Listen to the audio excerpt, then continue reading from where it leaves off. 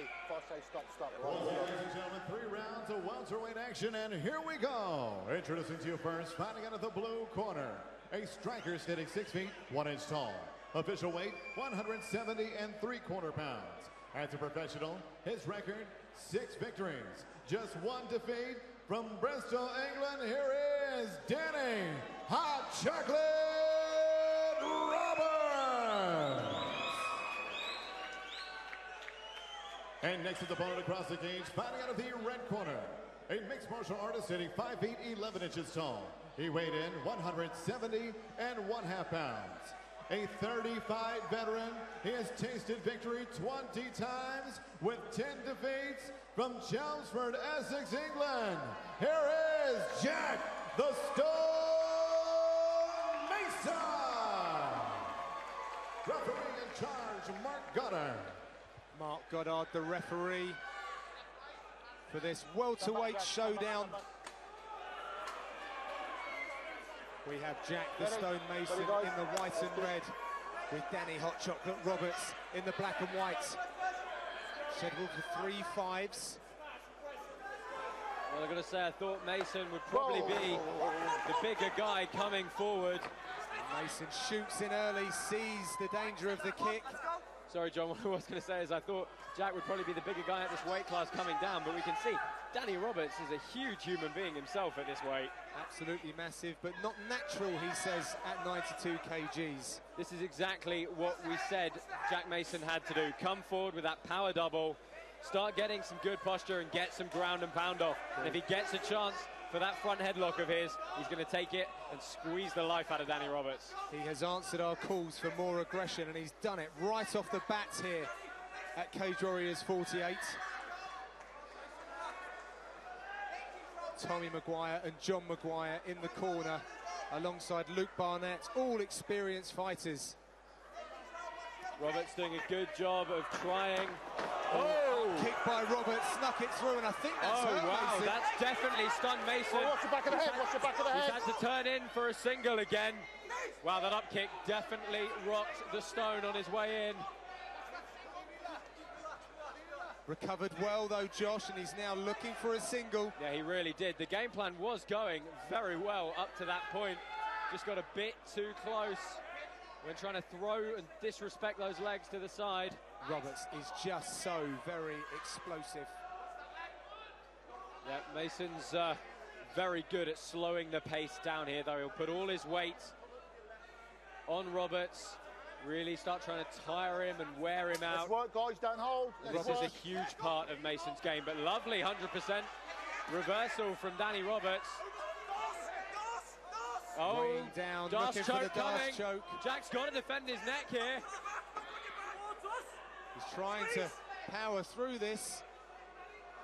Well, Roberts is really getting the squeeze on. Danny Roberts was almost on remote control there. He heard his corner shouting for it, immediately suck it through. It doesn't look like he's quite got the grip as deep as possible, though. And he's let go, Josh, to save blowing out his arms. Yeah, Mason's earned that top position again, looking to climb straight to mount.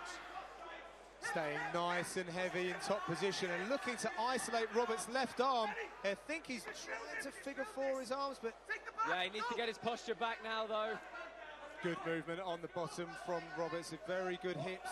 Yeah, looking to sit up, tie up with those double underhooks. Mason's going to keep using that forehead, driving forward. Some good ground and pound probably coming from this position. It's actually coming from Roberts on the bottom.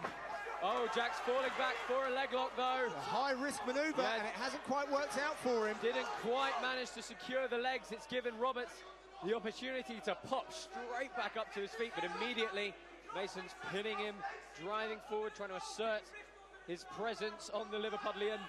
Fans of Cage Warriors would have witnessed Rosie Sexton. She, too, is a representative of Next Gen, the gym that Danny Roberts fights out of. It's a nice crossface from Danny Roberts, trying to drive Mason back up. Again, though, Jack is powering through. Lovely turnover on that single leg. Really changed direction beautifully. This is the Jack the Stone Mason we're used to seeing. A grueling first 3.5 minutes of action. Danny Roberts up against it, and it being Jack the Stone Mason. Jack is looking for a lot of transitions here, Josh, rather than trying to deliver punishments. Yeah, there's only a minute left in this round. Jack has a very good arming guillotine from here. He's used to just pushing people up against the cage. He has a very good guillotine, full stop. Stop, Jack. That's a knee to the head. Oh, and a knee to the head from Jack Mason, as communicated by Mark Goddard. Accidental. Pick those shots. He has classed it as accidental, but they have. Turn out, guys. Ready. The fighters will need to reset as Jack Mason goes for quick shots. It was a little too telegraphed for my liking, but he's in on that front headlock now. This is really good work from Mason, who with a very good mixed martial arts style of just sticking to your opponent. And he's seeking out some control of Roberts' head. I was worried that last shot there might have been a tad too reckless, but he's done a good job. He's looking to get the guillotine now, may end up in mount position if he can't get the tap. And Mason is probably in the last 10 seconds now, looking for that guillotine submission. Roberts passes to side control very cleverly. Reverse though, Roberts trying to get some damage in quickly. What a first round by both fighters there. Wow, yes indeed. Some very nice wrestling work from Jack Mason. Was willing to take the kick in the early exchanges to drag it down to the mat, and from there he was just looking to impose his will. Nice defensive work, however, from Roberts. He didn't take too much damage there whatsoever. No, Roberts stayed fairly active, tried to pop back to his feet at every opportunity. As you say, didn't really take that much damage, but it was a lot of good control from Jack Mason. Probably a very significant worrying moment for him was that up kick early on in the round, though. I have to say, Josh, it's some of the best stuff that we've seen from Mason. Yeah, for sure. This is the, as we said, John, this is the type of Jack Mason that we're used to seeing. This is how he cut his teeth, you know, on the UK scene, was just bullying guys around with these power double legs, wearing them out against the cage. You know, good guillotines and good ground and pound, and it's the type of game plan he was going to need to beat a dynamic fighter like Danny Roberts. He was given the opportunity with Cage Warriors to fight at catch weights, which has been an easier transition for him down to welter. It looks like it's paying off. So, round two. Cage Warriors 48 in Mason London. Needs to set these takedowns up. Can't afford to shoot from miles out on the outside. Southpaw stance from Roberts. I'd like to see him use his hands. If he throws those kicks, they're likely to get picked. Yeah, interestingly, we've seen in a few of Jack's fights him get worried by shots to the body. And that's something that Danny Roberts absolutely specialises in. There we go. Yes, he does like a good knee to the body. He's folded a few opponents now with those. Mason looking to climb to the guillotine. I don't want to see him jump guard. It's a mentality that he can't afford to have at this stage in the fight.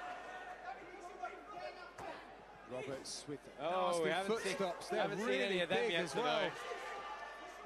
Really feel the cage shudder with those, the points of the heel on the small bones of the foot is very uncomfortable indeed. Again, Mason finding a home for a knee of his own. Roberts starting to dictate the range up against the cage, though.